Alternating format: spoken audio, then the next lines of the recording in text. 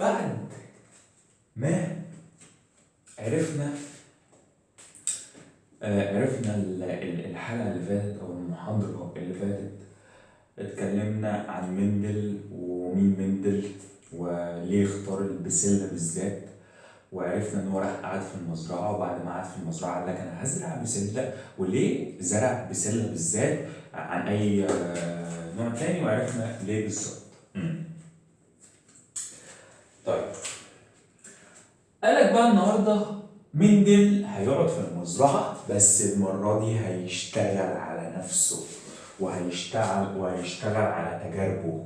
فهو المرة اللي فاتت لما اختار نبات البسلة وبص أو ركز في الصفات اللي فيها، هيختار صفة واحدة بس منهم يجرب عليها دلوقتي ويشوف بقى هل الصفة دي هتنجح ولا لأ، أو لو نجحت يكمل على الصفات التانية. طيب مندل هيمسك صفة جديدة أو مش جديدة بقى، صفة معينة فيها وهي لون البذرة. فمندل لما قعد يفكر كده وقال لك أنا عندي البسلة دي ممكن يكون في بسلة هتطلع لي البذرة بتاعتها لونها أخضر، وفي بسلة تانية هتطلع لي البذرة بتاعتها لونها إيه؟ لونها أصفر، صح يا مندل؟ صح. واحد بيفكر بقى مع نفسه، فقال لك أنا ممكن مثلا أجيب مثلا نبات اللي هو البسلة ده البذرة بتاعته لونها أخضر، البذرة بتاعته لونها إيه؟ لونها أخضر أهي. أخضر. وأجيب نبات تاني البذرة بتاعته لونها أصفر. حلو يا مندل، حلو أوي الكلام ده. هتعمل إيه بقى؟ هعمل حاجة. قال لك أنا لازم الأول أتأكد إن الأخضر ده نبات نقي. يعني إيه نبات نقي؟ يعني أنا لو هو عمل لنفسه تلقيح ذاتي يطلع لي لون أخضر برضه، نبات لون بذرتها أخضر. فالأخضر ده برضه هعمل له تلقيح ذاتي اللي هو ابنه بقى، ابنه عمل لنفسه تلقيح ذاتي فطلع نبات البذرة بتاعته لونها أخضر، فالنبات اللي لونه أخضر ده عمل تلقيح ذاتي فطلع بذرة تالتة لونها أخضر، فهكذا كل النسل عمال يطلع بذرة لونها أخضر. فعلشان كده النسل ده نقي أو النبات ده نقي، والأصفر كذلك. حلو، هو أول حاجة اتأكد من الكلام ده. طب تاني حاجة بعد ما اتأكدت يا مندل من الكلام ده، قال لما تيجي بقى نجوز الأخضر للأصفر، يعني هما كده يعني. بص، هي مش دي الحكاية بالتفصيل، مش دي الحكاية بالتفصيل. هو لما عمل التجربة، يعني هقول لك الجد واللي حصل بالظبط. المعلم لما قعد بقى يعمل في النسل بقى يطلع أخضر أخضر أخضر، وده يطلع أصفر أصفر أصفر. ففي بقى الأصفر أعجب بواحدة من الأخضر، أعجب بواحدة. فمندل إيه؟ شافه. قال لك أنا هجوزهم لبعض، قال لك أنا إيه؟ هجوزهم لبعض. فجوز الأصفر للأخضر، جوز الأصفر للإيه؟ للأخضر. قال لك إحنا مش عايزين فضيحة، إحنا هنجوزهم لبعض ونص البنت وخلاص. فهنجوز الأصفر للأخضر. حلو. طب إيه يا مندل هتجوزهم أنت؟ قال لك أنا هجوزهم. راح مسك الأصفر، حلو، وراح واخد منه حبوب اللقاح بتاعته، واخد منه البوتوك بتاعه، وخد الاخضر برضه راح واخد منها البوتوك بتاعها. ما هو عايز يجوزهم لبعض، ما هي زهره خنثى يعني عندها اعضاء التسكير والتانيث، فممكن تعمل تلقيح ذاتي لنفسها. قال لك لا، انا مش عايزهم يعملوا تلقيح ذاتي لنفسهم، انا عايزهم يتجوزوا بعض. عايز الاصفر ياخد من الاخضر والاخضر ياخد من الاصفر. فراح نزع من كل منهم الموتوك ده اللي فيه حبوب اللقاح. ما انا لو سبتهم الموتوك بتاع الاخضر اللي فيه حبوب اللقاح الاخضر هيعمل تلقيح ذاتي لنفسه ان هو يحط حبه اللقاح بتاعته على الميسم، فهيطلع اخضر برضه. ما هو انا ما عملتش حاجه.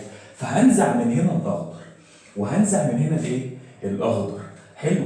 بعد ما نزعت الاخضر، بعد ما نزعت قصدي حبه اللقاح من هنا وحبه اللقاح من هنا، فبالتالي دي بقت زهره مذكره ودي بقت زهره مذكره. طب هنجوزهم ازاي بقى يا مندل؟ هجوزهم لك انا. عارف انا حبه اللقاح الاخضر اللي انا خدتها هروح حاططها على الميسم بتاع الاصفر، وحبه اللقاح الاصفر اللي انا خدتها هروح حاططها على الميسم بتاع الاخضر. كده انا جوزتهم ولا ما جوزتهمش؟ جوزتهم. حلو. فاولادهم بقى اللي طلعوا شبه لون ابوه، طلعوا شبه لون مين؟ ابوهم الاصفر. يعني طلع كل النباتات صفراء كلها. حلو كلها. طب مش كده بقى، خلينا عم في الازرق عشان تبقى صاحي كده وواعي. قال لك كل النباتات اللي طلعت من الاب والام دولت كانوا لونهم اصفر. لونهم ايه؟ اصفر، شبه لون ابوهم. اصفر. كلهم كلهم طلعوا ايه؟ لونهم اصفر. حلو. بعد ما كلهم طلعوا لونهم اصفر، فمندل قال لك ازاي يعني؟ هو مش ده صفه وراثيه؟ معاه صفه وراثيه البذره بتاعته لونها اخضر، وده معاه صفه وراثيه البذره بتاعته لونها اصفر، فالمفروض مثلا واحده تطلع لونها اخضر، اتنين يطلعوا لونها اخضر. يعني ما انا كده ما عملتش حاجه، ما هو كده يعتبر الاصفر عمل تركيز ذاتي لنفسه، مندل بعمل يكلم نفسه. طب ايه العمل؟ قال لك احنا ممكن مثلا ناخد مثلا بقى زهره من الاصفر. ناخد زهره من الايه؟ من الاصفر. طب بعد ما اخد زهره من الاصفر اعمل ايه؟ اخليها تعمل تركيح ذاتي لنفسها. اخليها تعمل تركيح ايه؟ ذاتي لنفسها. ماشي. عملت تركيح ذاتي لنفسها، جاب زهره واحده بس من الجيل من الاصفر دول. حلو. بعد ما جاب زهره واحده بس من الجيل ده، مين انت بتستغرب؟ ايه اللي حصل؟ طيب ايه اللي حصل من؟ قال لك لقيت ان الاصفر لما عمل تركيح ذاتي لنفسه طلع لي زهره لونها خضر. طلع لي زهره لونها ايه؟ اخضر. مندل. دي السنه السوداء. مندل بقى. طب اعمل ايه؟ ده طلعت لي اخضر. طب ما تيجي نجرب زهره كمان من الاصفر دول. طيب جاب زهره صفرا وراح عامل لها تلقيح ذاتي لنفسها. قال له طلع اصفر. هو ده الكلام بقى، هو ده الكلام. ايوه هو ده الكلام يا حبيبي. يعني ايه يعني ايه هو ده الكلام يا مستر؟ بتقول ايه؟ هقول لك دلوقتي. هو مش اصلا كان اصلهم ابوهم كان اصفر وامهم كانت خضراء؟ فالمفروض اصلا يطلع اصفر واخضر. ده ما طلعش اصلا، ده هم ما طلعوش. ده لما الاصفر طلع الاخضر والاصفر. طب ما كده الموضوع في الموضوع في ايه؟ صح؟ طب ما تيجي مثلا ناخد الاصفر ده ونخليه يعمل تلقيح، يجيب زهره تانيه تخليه تعمل تلقيح لنفسها. فلاقي اللي طلع لونها اصفر. يا مراري. عمل تاني للزهره دي، طلع اصفر برضه. اصلا بس هو فرح ان الاخضر طلع. طلع. فانا ممكن مثلا اسمي دول او الاولانيين دول هسميهم الاباء، اللي هو الاب والام. حلو. وهسمي التانيين دولت الجيل الاول اللي هم اولادهم، اللي هو الجيل الاول اللي طلع بقى.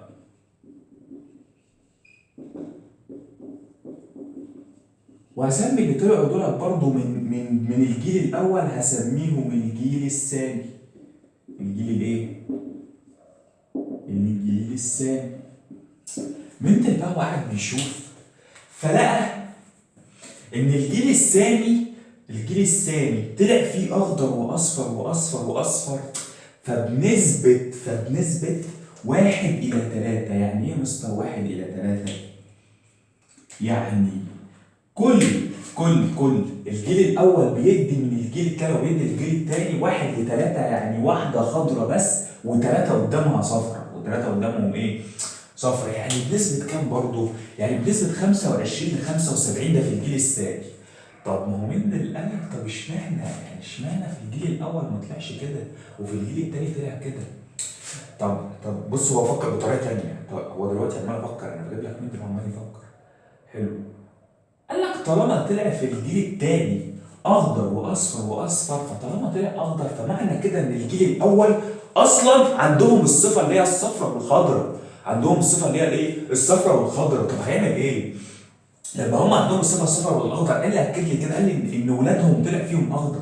فمعنى كده ان هم عندهم اصلا الصفتين اللي هم واخدينهم من الاب والام. يعني الاب اخضر، الاب اصفر والام اخضر، فهم خدوا الاخضر والاصفر. يبقى عندهم الصفه اللي هي الاخضر والاصفر. بس علشان الصفه بتاعت الاب كانت اصفر وكانت اقوى، فسادت على الاخضر، فطلع الجيل كله ايه؟ اصفر. حلو. يعني ايه؟ يعني الاب عنده البذره بتاعته لونها اصفر، يعني الصفه الوراثيه بتاعته لونها صفراء. حلو. يعني الجين بتاعه او العامل الوراثي اللي انا بفهمه لك، مندل ما كانش لسه عارف الكلام ده، انا اللي بقوله لك. الجين بتاعه لونه اصفر. حلو حلو. والجين بتاع الام لونها اخضر. فلما الجين الاصفر قابل الجين الاخضر عند الاخصاب، الجين المشيج اللي بيحمل الجين الاخضر، حلو، قابل المشيج اللي بيحمل الجين الاصفر، كان الاصفر اقوى فساد عليه. فكده الاصفر بقى يسود على الاخضر، فالجيل كله طلع اصفر. حلو حلو جميل. هنا بقى لما الاصفر عمل تلقيح ذاتي لنفسه، فلقى ان المشيج، ما هم كده كده عندهم الصفتين، كل الاصفر دول عندهم الصفتين الاصفر والاخضر. فلما لقى المشيج اللي ماسك الجين الاخضر قبل مشيج تاني ماسك الجين الاخضر، وعملوا عمليه اخصاب مع نفسهم، فطلع لون اخضر، لان اخضر مع اخضر هيدينا اخضر. انت عارف بقى لو اصفر مع اخضر يدينا لون تاني اللي هو الاصفر، لان الاصفر اقوى. فمندل اكتشف بقى الحوار ده، قال لك فاكيد كل صفات نبات البذلاء هتمشي بالموضوع ده. فجاب كل الصفات بتاع نبات البذلاء من اول اللون، من اول لون الزهره. لون الزهره ممكن يكون احمر وممكن يكون ابيض، صح صح. فلما عمل التجربه لقى ان الاحمر بيسود عن الابيض، يعني الاحمر في الجيل الاول كل النباتات هتطلع حمراء. حلو. وفي الجيل الثاني كل النباتات هتطلع صفراء. افتكرها ازاي يا مستر؟ يا عم الاهلي والزمالك يا عم. يا عم فكره الاهلي والزمالك، مش الاهلي عنده بطولات اكتر وكل الشعب ده يعتبر اهلاوي، صح؟ يعني ما مش بنقول ان الزملكاويه مش كتار، الزملكاويه اكتر وطالما انا فيهم فهم كتار يعني. امم حلو. يبقى الاهلاويه بيسودوا ليه؟ لانهم عندهم بطولات كتير بقى. فيا ابني الابن بيطلع فابوه بيبقى اهلاوي. اهلاوي ليه يا ابني؟ علشان الاهلي عنده بطولات كتير وما توجعش دماغك ومش عارف ايه وكده. اما بقى لما تيجي تسال الزملكاوي يقول لك الدماء، والزملكاوي ده عمره ما يتغير يبقى اهلاوي عموما. حلو. فالاهلي بيسود عشان عنده بطولات كتير، عنده دوري كتير وافريقيا كتير وعنده كل من ده كتير. فعلشان كده ايه هو بيسود، يبقى الاحمر هو اللي بيسود على الابيض. فافتكرها بالاهلي والزمالك، فالاحمر هو اللي بيسود على الايه؟ على الابيض. كمل يا مستر كمل. مندل راح جرب على مين؟ وضع الزهر. مش في ازهار او في زهر في نبات البذله بتكون جانبي وفي ازهار بتكون طرفي. لقى ان الجانبي يسود على الطرفي، الجانبي بيسود على الطرفي. بعد كده قال لك تعالى لون البذره اللي انت لسه عاملها، الاصفر هو اللي بيسود على الايه؟ على مين؟ على الاخضر. طب بعد لون البذره شكل البذره، مش شكل البذره ممكن يكون مجعد وممكن يكون املس. قال لك قال لك الاملس هو اللي بيسود على المجعد، الاملس هو اللي بيسود على الايه؟ على المجعد. طب بقى الشكل، تعالى نشوف طول الساق مثلا او الطول، هتلاقي ان الطويل هو اللي بيسود على القصير. الطويل طويل يا راجل، طويل كده حلو كده حلو، مش فكده كده هيضرب القصير مهما كان. فعلشان كده هو اقوى، فعشان كده هو اللي هيسود. بعد كده القرن بتاعها لونه الاخضر. حبيبي البسله اللي ماما بتجيبها مش اكترها بتكون خضراء، فلونها هتبقى اخضر، فالاخضر بيسود. حلو حلو حلو. طب بعد كده شكل القرن، ما هو في منتفخ وفي محرز، تبقى المنتفخ هو اللي ايه؟ اللي برضو بيسود. حلو الكلام حلو الكلام. فمندل قال لك ان في مبدا كده انا همشي عليه، في مبدا انا همشي عليه. ايه هو المبدا يا مندل؟ مبدا السياده التامه. مبدا الايه؟ مبدا السياده التامه. ايه هو مبدا السياده التامه ده يا عم مندل؟ قال لك مبدا السياده التامه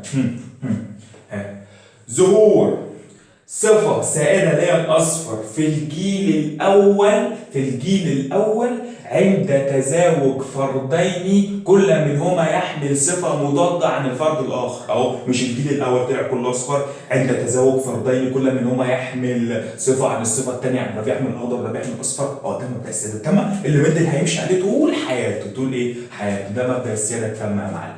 ماشي. بعد كده مندل قال لك انا هفترض لكم بقى شويه فرضيات انا لسه قايل لك عليهم، والله انا لسه قايل لك عليهم، قلت لك كل حاجه. ايه هم برضه الفرضيات دول؟ تعالى انا اقول لك. فروض مندل. قال لك اول فرض من فروض مندل ان الصفة الوراثية بتنتقل من الأب للأم عن طريق حاجة اسمها الأمشاج. والأمشاج دي اللي بتحمل اللي أنا لسه قايلك عليها وأنا بشرح لك الجين اللي اسمه الإيه؟ الجين اللي هو اسمه إيه أصلا؟ عامل وراثي. أصل هو الجين ما كانش عارفه، هو اكتشف بقى الجين ده دلوقتي. فالجين أو العامل الوراثي. عامل الوراثي. ده أول فرض، ده أول فرض. حلو.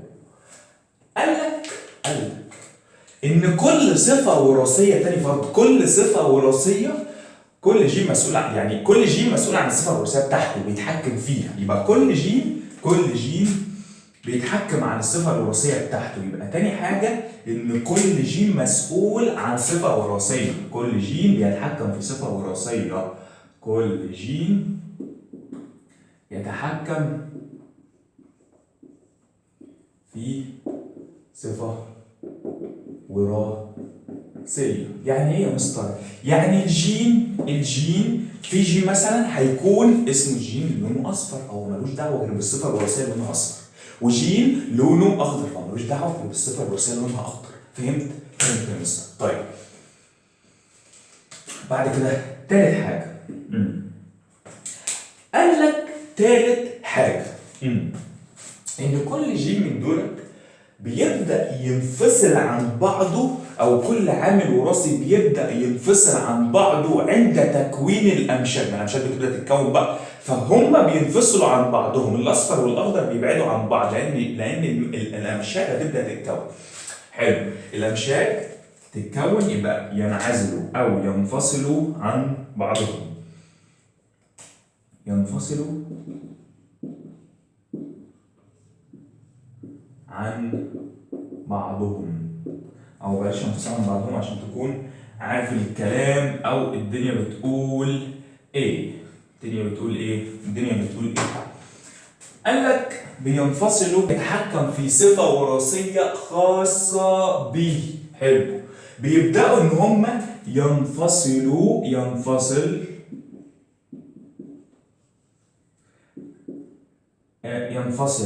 الصفات الوراثيه دي تنفصل عن بعض، او الجينات عن بعضهم عند تكوين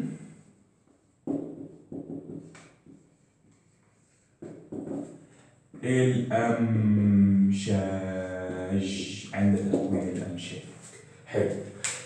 كونات الأمشاج مين قال لك ايه بقى؟ بيرجع بقى لما يحصل عملية إخصاب، يروح المشيج اللي لما الجينات اتفصلت عن بعضها، لما الأمشجة اتكونت، كل مشيج خد صفة مثلا الأصفر من الأب والأخضر من الأم. حلو. فبيحصل عملية الإخصاب. فلما يحصل عملية الإخصاب يبقى رابع حاجة بقى حدوث عملية الإخصاب، أو رابع حاجة عند حدوث عملية الإخصاب حدوث عملية الإخصاب. أوه ماي جاد. حدوث عملية الإخصاب. بص، مشيج عنده جين لونه أصفر.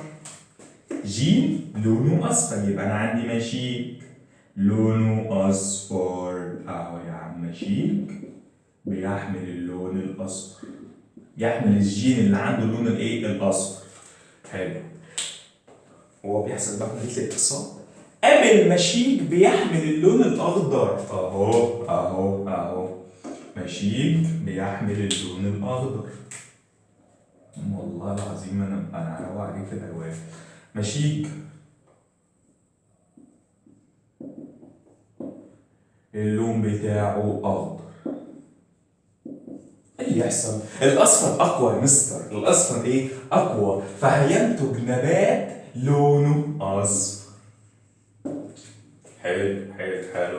جدع. طيب، مشيج مشيك لونه اصفر. بالمشيج لونه اصفر برضه، فبالتالي النبتة بتطلع اصفر. طب مشيج لونه اخضر. بالمشيج لونه اخضر، فبالتالي النبات اللي هيطلع هيبقى لونه اخضر. سهله وبسيطه، مش محتاجه والله. حلو دي عند حدوث عمليه الاخصاب اللي حصل بالظبط. حلو فبنتك بقى استنتج الكلام ده كله وقال لك في رابع حاجه بقى، قال لك ان في الجيل الثاني بالذات انا عندي مبدا سياده تامه في الجيل الاول ان كلهم هيطلعوا اصفر. بعد ما بجوز بقى، مش بجوز، لما بعمل تركيب ذاتي للاصفر بيبدا يطلع اللون الاخضر او بيظهر اللون الاخضر. بيظهر بنسبه كام؟ 1:3، 1 للون الاخضر 3 للون الاصفر، يعني بنسبه 25% من اللون الاخضر وبنسبه 75% من اللون الاصفر، يعني الربع للون الاخضر والثلاث ارباع للون الاصفر والثلاث ارباع للون الاصفر والثلاث ارباع للون الاصفر. طيب انا فهمتك حاجه، ان الامشاج دي بتحمل الجينات او بتحمل العامل الوراثي. يبقى الامشاج بتعمل ايه؟ بتحمل العامل الوراثي. فمندل عمل قانونه الاول، هو قانون مندل الاول، قانون مندل الاول او انعزال العوامل. أو انعزال العوامل. طب قانون مندل الأول بيقول إيه؟ قال لك والله أنا لو جبت اتنين وجوزتهم لبعض، بس الاتنين دول يكونوا زوج، عندهم متضادين، يكونوا زوج متضادين في الصفة الوراثية، واحد بيحمل اللون الأصفر واحد بيحمل اللون الأخضر، فإن عند تزاوجهم لما جوزهم لبعض فالجيل الأول كله بينتج لونه أصفر. حلو. ولما بجوزهم لبعض فالجيل الأول كله بيطلع لونه أصفر، فالجيل الأول بيطلع كله لونه أصفر. حلو. وبيبدأ في الجيل الثاني يتوارثوا الصفة الوراثية، يعني بتتوارث ما بينهم، في حد بياخد أخضر وفي حد بياخد أصفر. بس هو ده مندل أو قانون مندل الثاني. طيب أنا كلمتك في الأول قلت لك إن مندل أول حاجة عايز يعرف إن إذا كان الفرد أو النبات ده نقي أو غير نقي. فقلت لك امتى يكون نقي؟ لو الاخضر عمل تركيح ذاتي لنفسه وطلع اخضر، والاخضر عمل تركيح ذاتي لنفسه وطلع اخضر، والاخضر عمل تركيح ذاتي لنفسه وطلع اخضر، فدي بيسميها صفه او فرد نقي. طب امتى الفرد الثاني بقى اللي هو مثلا ايه؟ اخضر مع اصفر، لما جوزتهم لبعض وطلع لي لون اخضر او طلع لي لون اصفر، فده بسميه الفرد اللي جاي بقى من الاخضر والاصفر فرد هجين، لانه جاي من اخضر واصفر، فبسميه فرد ايه؟ هجين. حلو. ان شاء الله الحصه بتاعتنا كده تكون خلصت، والحصه الجايه هنكمل قانون مندل بس رياضيا، يعني هنعرف ازاي بقى نحل المسائل وازاي الموضوع يمشي بكل بساطه. اهم حاجه تكون فهمت النظري.